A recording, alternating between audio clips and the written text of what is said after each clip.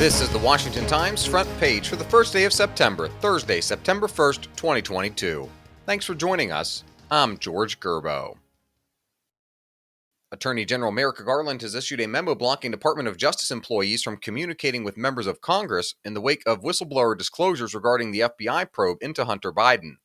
Kerry Pickett and Jeff Murdoch report Garland wrote that all communication with Congress must be conducted through the department's Office of Legislative Affairs. The policy is to protect our criminal and civil law enforcement decisions and our legal judgment from partisans or other inappropriate influences, whether real or perceived or indirect, Garland said in the memo. He stressed that the new policies are not intended to conflict with or limit whistleblower protections and that Congress may carry out its legislative oversight functions. The memo is Garland's second in 2 days as he tries to fight criticism from Republicans that the DOJ has been weaponized. Student loan servicers are still waiting for details on how the Department of Education will implement President Biden's write-off of billions of dollars in student debt. Industry insiders told Joseph Clark a lack of coordination from the White House has put a smooth rollout of the plan at risk.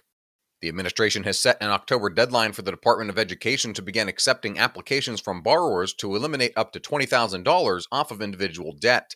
Loan servicers need to know who's getting the debt canceled and recalculate payment plans before January, when the COVID-19 pause on student debt payments ends. Administration officials expect as many as 20 million people to have their student debt completely forgiven under the plan. The finer details have yet to be worked out, including how borrowers apply for the forgiveness. China's decision to suspend counter-narcotics cooperation with the United States to protest a high-profile congressional visit to Taiwan is fueling fears of a sharp increase in overdose deaths from Chinese-supplied stocks of fentanyl. The Chinese suspension of the bilateral talks was announced on August 5th, and Bill Gertz reports current and former U.S. officials are warning of the fallout from increased drug trafficking into the country. It would come from Mexican cartels working with Chinese criminal gangs to move fentanyl, the chemicals used to make it, and other illicit drugs. Fentanyl seizures were already skyrocketing before the talks ended, according to statistics from Customs and Border Protection.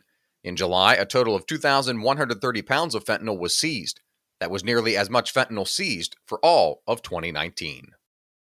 You can read all of these stories at WashingtonTimes.com/front page. You can also find the entire lineup of Washington Times podcasts at WashingtonTimes.com/podcasts.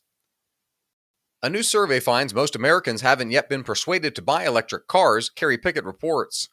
A Rasmussen Reports phone and online survey found 54% of American adults think electric cars aren't practical for most drivers, compared to 28% who say that they are.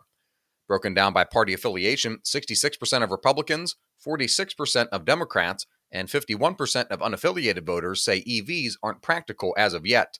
69% of Americans think most cars will likely still run on gasoline a decade from now, according to the survey, including 37% who say it's very likely that gasoline-powered vehicles will still be the norm over the next 10 years. And finally, Valerie Richardson has an update on the attack on a pregnancy center in Colorado. The Life Choices Pregnancy Center in Longmont, some 45 miles north of Denver, was firebombed on June 25th. The facility's ultrasound machine survived, but everything else, including computers, furniture, and medical equipment, was destroyed.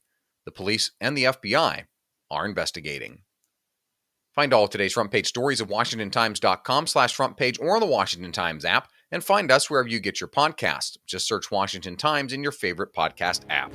You can also find us on Twitter and Instagram at Wash Times for breaking news, sports, commentary, and more. For the Washington Times, I'm George Gerbo.